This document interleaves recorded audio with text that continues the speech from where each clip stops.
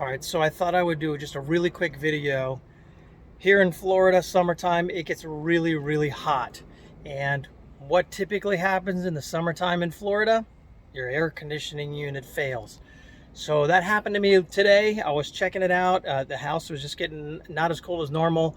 Went in, the air handler was completely frozen like a giant block of ice. But I could hear through the copper pipes going to the air handler some movement. I could hear just hissing sounds, if you will. Hard to explain. I went outside and my outside condensing unit was still running. It was just, the fan was going, everything was still going. So it wouldn't shut off.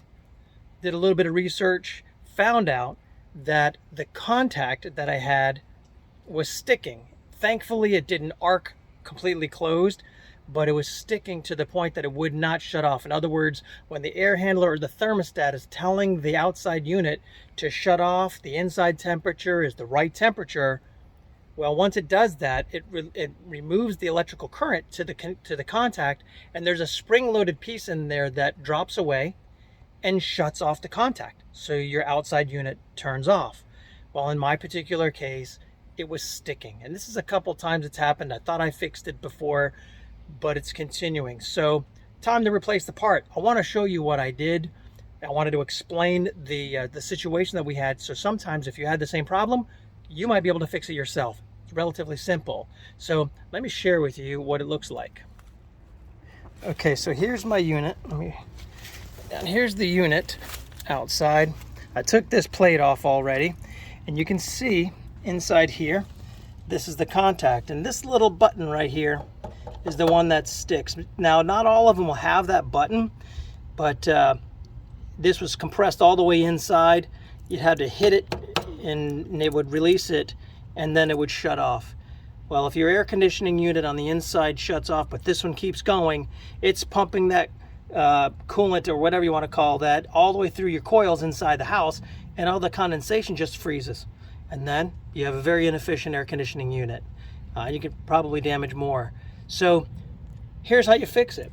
You can get yourself another replacement part. This one happens to be one that I picked up in my local hardware store. Ace Hardware had it. You can pick them up online. This one was $22.99, so not expensive. You go inside, you shut off all the power, all the breakers to this unit. Take a picture of the wiring so you know exactly how it goes. This is your line side, this is your terminal side. Disconnect all of this. You've got a flathead screwdriver here, a couple of pieces here, a couple of screws to remove out of the back. It should be a very easy job. If you're a small do-it-yourselfer, you should be able to do this. And then turn the power back on and check it and see how it goes. Okay, so I've got everything disconnected. I just used a pair of needle nose pliers to pull off these quick connects. I used the same here. This had a Phillips head screw on it that actually looks like this. You could use a flathead as well. Take that off. I thought these were terminal rings, but they're not all the way, but you still need to take it off all the way in order to get them out. The same with these quick connects on top, and then just released these screws on the bottom that look like this here to get these out. And now it's just a 1/4 inch nut driver to get those nuts off. There's 2 of them in order to remove this. So a couple of things. You want to make sure this is the old one, this is the new one. There was a couple of differences here on this new one. Clearly you can see this indicator where it's reset or not is not here. That's okay. But the biggest difference is, remember, this had these screws in here or these bolts, whatever you want to call it, to lock the terminal side of the line to it. That's the one that looked like it had the terminal rings on it.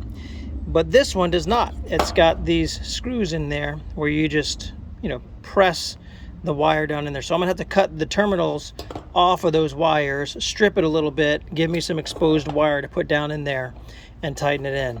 But other than that, it should be good.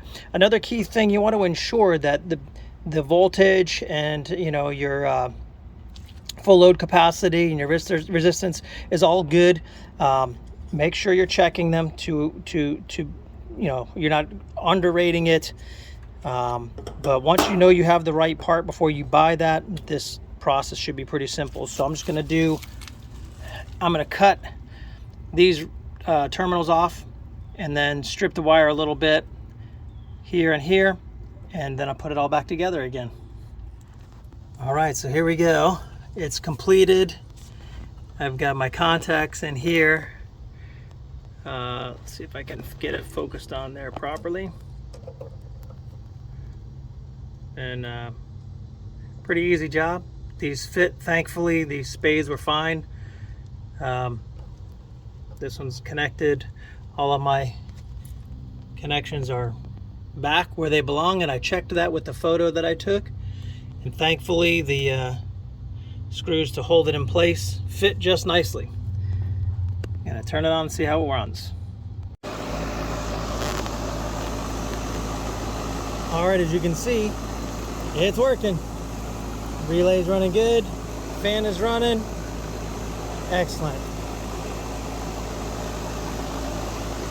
Now I just have to put my plate back on, cover that up, and that's a wrap.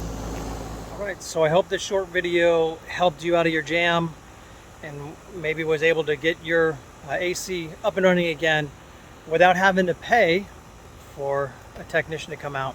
Because inevitably it's going to happen on a weekend or at night or when you have guests coming over and you need it repaired like within the hour. So this job took me about 30 minutes start to finish, and that's including taking off the panel, taking the photos, and you name it, and putting it all back together again. So 30 minutes, and it cost me $23, really.